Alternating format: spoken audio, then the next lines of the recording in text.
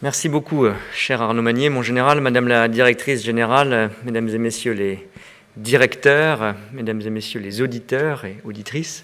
Je suis très heureux d'être parmi vous pour cet exercice original, fécond, je comprends, du résumé qu'en a fait à l'instant Arnaud Magnier, qui n'a pas suscité manifestement de réprobation excessive, qui devait donc être juste, et qui brasse, au bon sens du terme, beaucoup d'idées et beaucoup de concepts. Et je pense que cette rencontre intercycle et interinstitut est exactement ce vers quoi nous devons nous diriger ou ce sur quoi nous devons nous appuyer pour réfléchir à des exercices aussi complexes, là aussi au bon sens du terme, aussi diversifiés, transversaux, que la préparation d'une présidence française du Conseil de l'Union européenne.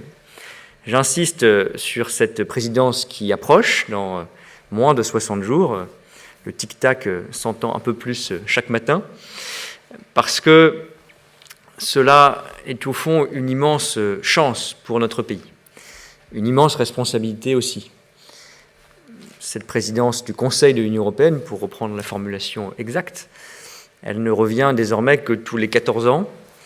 La dernière a eu lieu en 2008, la prochaine vraisemblablement se tiendra en 2035, donc nous avons une lourde charge positive, constructive, de faire avancer un certain nombre de dossiers européens. Je ne veux pas être trop long, ni balayer toutes les grandes priorités qui se dessinent pour cette présidence, nous pourrons en dire ensuite quelques mots, mais je veux souligner quelques points en écho aux remarques synthétiques, mais néanmoins déjà complètes et riches, que Arnaud Magnier faisait à l'instant. D'abord pour dire, je crois que cela parle aux auditrices et aux auditeurs des différents cycles en particulier, à vos instituts de formation. Quand on regarde le projet européen à très grands traits, et pardon pour cette simplification historique, il est un projet qui cherche encore son logiciel, ou plus exactement qui cherche à en réconcilier deux qui n'ont jamais fonctionné ensemble, je le dis devant des autorités militaires également, dans notre histoire récente au moins de l'Europe. Nous avons eu longtemps, je le résume ainsi, en Europe, la puissance sans la coopération. Et cette puissance, nous l'avons utilisée à bon escient pour des succès technologiques, scientifiques, culturels, militaires, politiques, formidables pour notre Europe et notre pays. Nous l'avons aussi excessivement utilisée pour dominer l'aventure coloniale ou pour retourner cette puissance contre nous-mêmes. Ce fut la tragique leçon du XXe siècle, ou de sa première moitié, qui fut d'abord une moitié de siècle de guerre civile européenne. Et puis nous avons tiré douloureusement les leçons de cette puissance excessive retournée contre nous-mêmes, avec ce génie visionnaire, il faut lui rendre hommage et en être, je crois, fier et digne chaque jour, du projet européen. Ce fut cette vision des pères fondateurs, de quelques grands responsables politiques, pas toujours d'accord entre eux d'ailleurs, mais qui ont fait ce choix ou confirmé et conforté le choix de la construction européenne, je crois profondément dans l'intérêt national.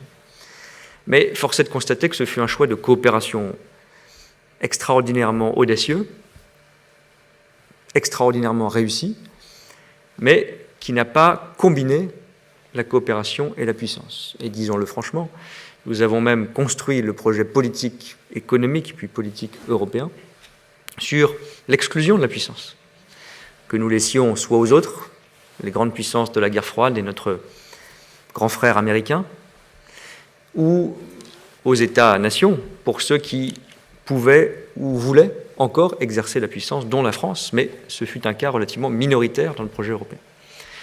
Et donc nous cherchons aujourd'hui à retrouver cette combinaison jamais réellement opérée entre la puissance et la coopération. Nous devons absolument garder ce qui fait le succès historique du projet européen et ce qui fait de l'Union européenne telle que nous la connaissons aujourd'hui sans doute l'innovation politique la plus précieuse de plusieurs siècles, j'en suis convaincu, parce qu'elle nous a réunifiés et pacifiés, ou enraciné en tout cas cette paix. Mais nous devons lui ajouter ce supplément de puissance qui lui fait encore défaut, dans de multiples domaines, de défense et de sécurité bien sûr, de souveraineté technologique, de modèle social rénové, d'ambition climatique aujourd'hui et d'autres. Et nous devons finalement utiliser toute la force du sujet européen pour en faire une puissance pacifique qui n'est pas vraiment un État et qui ça doit s'appuyer sur des États-nations qui lui redonnent une forme d'esprit de puissance.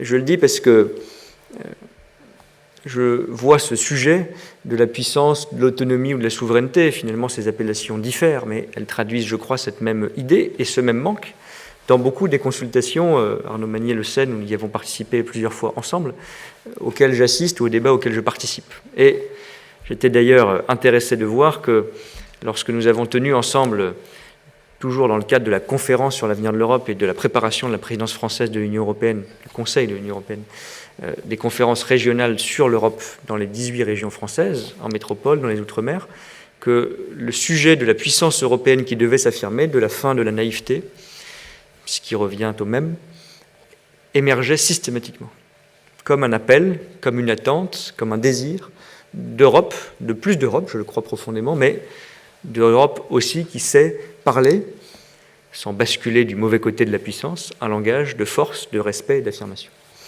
Et ce que je veux dire aussi, c'est le deuxième élément, c'est que, Arnaud Magnier l'évoquait en résumé de vos travaux, et je crois que c'était fidèle à vos échanges, quand on parle parfois d'autonomie stratégique, pour illustrer cette affirmation, la conceptualiser, quand on parle de souveraineté européenne, soyons clairs, cela doit s'appliquer à de très nombreux champs d'action. Bien sûr, consolider ou construire, car elle est encore insuffisante, une forme nouvelle, complémentaire de défense européenne, de sécurité européenne, de politique étrangère européenne. Mais c'est aussi la capacité, nous l'avons vu pendant la crise de la Covid par exemple, à affirmer une politique sanitaire européenne, une politique industrielle européenne, dans des domaines où nous ne pensions même pas que la question de la dépendance pouvait se poser. Nous n'avons pas eu, pendant longtemps, la capacité de produire ces petites choses dont nous avions tant besoin de manière soudaine en Europe, les masques, pour illustrer des dépendances industrielles qui étaient parfois élémentaires. La crise énergétique que nous vivons aujourd'hui, qui a sans doute une dimension temporaire ou transitoire, mais évidemment une dimension plus profonde encore de long terme, pose la question de nos dépendances à nos grands voisins, à des puissances qui ne sont pas européennes et pas forcément amicales, de notre absence de souveraineté à cet égard. Donc, c'était les deux enseignements que je retirais en écoutant brièvement une brillante synthèse de ces échanges, c'est que nous devons remettre de la puissance dans le projet européen, sans perdre le fil de cette coopération, pas par naïveté justement, mais parce que c'est le plus grand acquis de ces 70 dernières années, et il n'était pas évident. Et quand on dit que parler de l'Europe de la paix, c'est démodé, moi je l'assume. Si on oublie cet héritage, on casse le projet européen et on ne ajoutera certainement pas de la puissance en le fragilisant. Mais on doit ajouter cette dimension, et cette dimension dans tous ces éléments. Cette souveraineté ou cette autonomie stratégique, ça n'est pas cantonné à tel ou tel champ d'action. Et j'évoquais les conférences régionales sur l'avenir de l'Europe, la synthèse nationale qui s'en est opérée il y a quelques semaines, qui sera bientôt rendue publique, détaillée, accessible à chacun, montre que les trois domaines sur lesquels les votes étaient les plus importants, je crois que vous avez fait quelques exercices similaires tout à l'heure, j'imagine qu'ils sont convergents, je l'espère, c'était la question climatique, qui revenait comme préoccupation, toute génération confondue, sans grande surprise, toujours en tête. Juste derrière, et c'est intéressant quand on parle évidemment de cette autonomie, de cette puissance, la question de la défense et de la sécurité.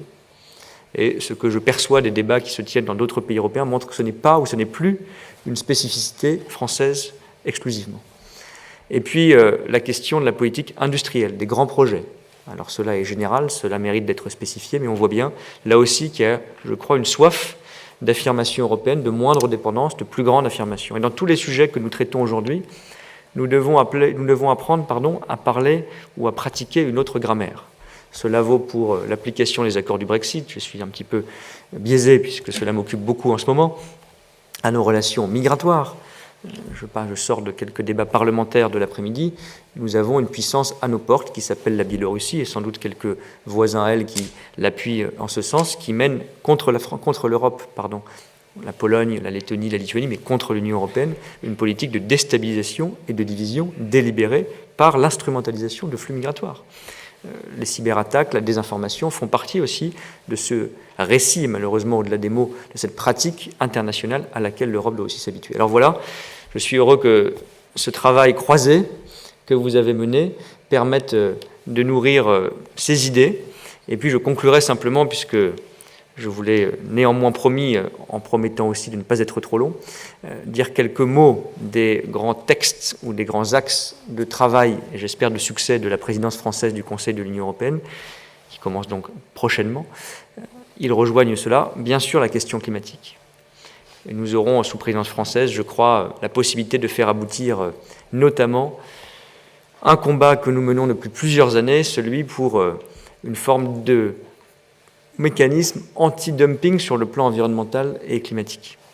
Alors cela est appelé parfois de manière plus technique ou jargonnante encore le mécanisme d'ajustement carbone aux frontières. C'est éminemment important et c'est éminemment politique au sens le plus large et noble du terme, parce que si nous menons une ambition climatique pour nous-mêmes, pour nos industries, pour nos concitoyens, avec des risques pour nos emplois dans l'Union européenne, nous ne pouvons pas accepter que sur un marché qui doit rester ouvert, des pratiques qui se dispensent de tout prix du carbone, de tout effort environnemental, des produits puissent être ainsi exportés et vendus sans les mêmes exigences ou sans les mêmes contraintes.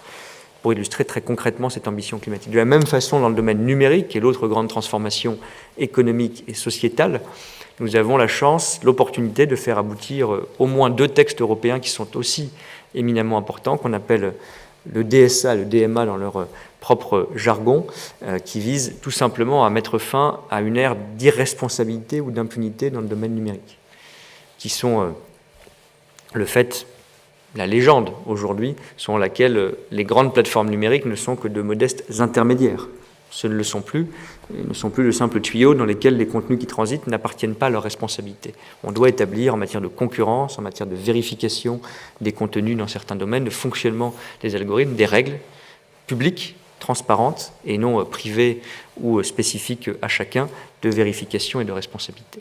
Et puis le troisième domaine qui touche aussi, comme les 2 autres, au modèle européen profondément, surtout après la crise que nous venons de vivre, c'est le renforcement d'un certain nombre de droits sociaux et leur adaptation. Je pense à l'idée de salaire minimum en Europe, je le dis au pluriel, parce qu'il ne s'agit pas d'avoir une moyenne confuse de nos salaires, mais l'obligation dans tous les pays d'avoir ces protections sociales minimum, de les adapter à certaines pratiques d'un nouveau monde du travail, les plateformes numériques ou les travailleurs des plateformes en particulier.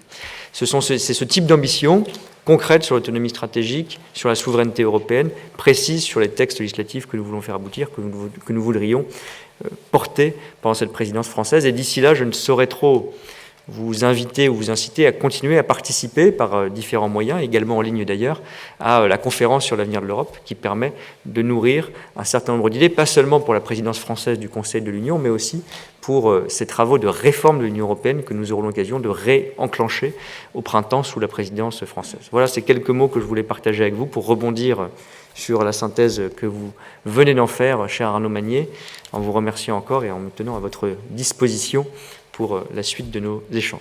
Merci beaucoup.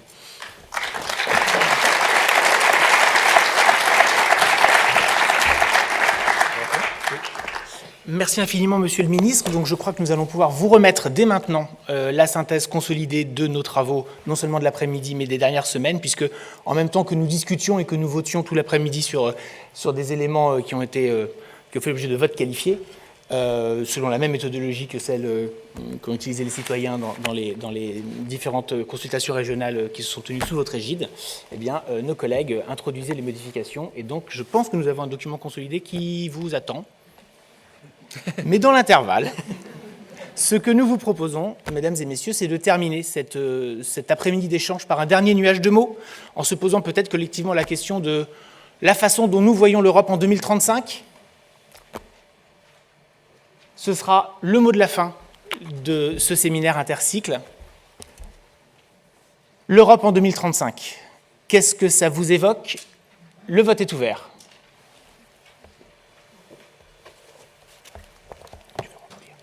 Tu veux rebondir sur les nuages?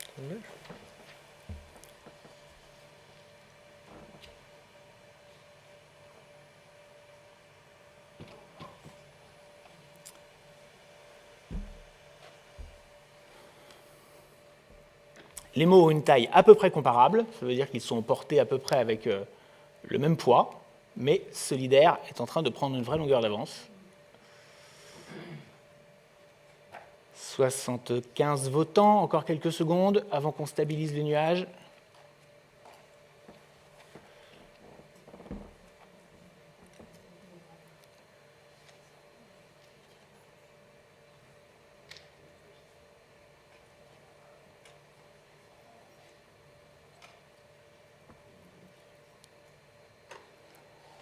Donc là, il y a des gens qui votent plusieurs fois, c'est clair. Mais ça fait partie du jeu. Je pense qu'on a un nuage à peu près stabilisé. Monsieur le ministre, est-ce que vous voulez nous faire part de vos commentaires sur ce résultat final de nos travaux? Je n'ai pas voté du tout, donc je n'ai influé en rien sur ce nuage. Écoutez, il me semble assez cohérent avec ce qu'on avait vu d'ailleurs pendant la conférence sur l'avenir de l'Europe et son travail national, solidaire et écologique. Souveraine avait commencé dans le premier vote, mais a perdu un tout petit peu de terrain, semble se dégager. On est en plein, je crois, dans les sujets qu'on évoquait, c'est-à-dire renforcer un modèle européen qui marche, dont on a vu pendant la crise d'ailleurs à quel point, sur le plan démocratique, de la solidarité, il avait été puissant, fort et, je crois, apprécié. Et puis, on voit des thèmes un peu plus précis, l'écologie, la question sociale, les valeurs, tolérance, démocratie, indépendance qui émergent. Donc, je ne prétends pas reconstruire une rationalité a posteriori sur le programme de la présidence que nous sommes en train de préparer, mais je suis plutôt rassuré de voir que les thèmes ou les textes que nous mettons en avant sont assez en ligne ou cohérents avec les résultats de vos travaux ou d'autres travaux similaires de participation et de débat qu'on a vus ces dernières semaines. Merci beaucoup à toutes et à tous.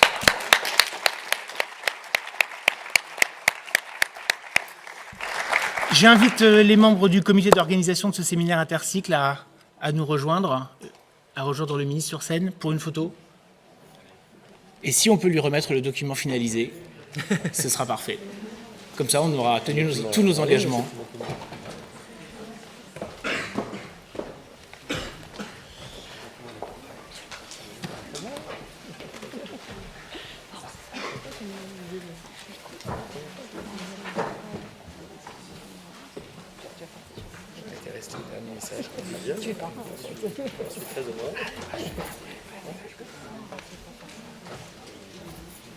Je suis resté assez bon, j'ai excellé un Word.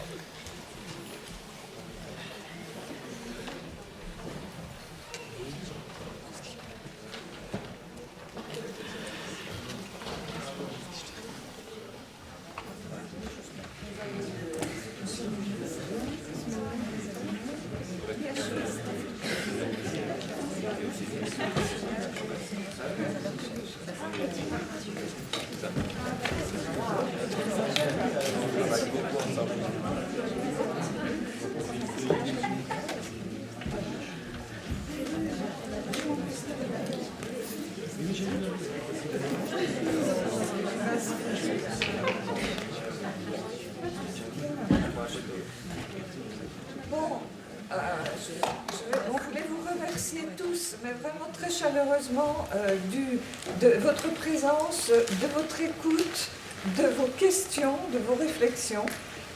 Et puis, nous avons pu faire ce séminaire grâce évidemment à vous tous. Et ce que nous espérons, c'est que les réseaux des instituts des hautes études et des cycles des hautes études et des centres des hautes études pourront continuer à s'investir pour faire des propositions en termes aux politiques publiques, mais pourquoi pas aussi à d'autres secteurs de l'économie et de la société, parce qu'il y a une intelligence collective là qui sait fonctionner et qui peut peut-être être à votre service dans d'autres occasions. Merci à tous.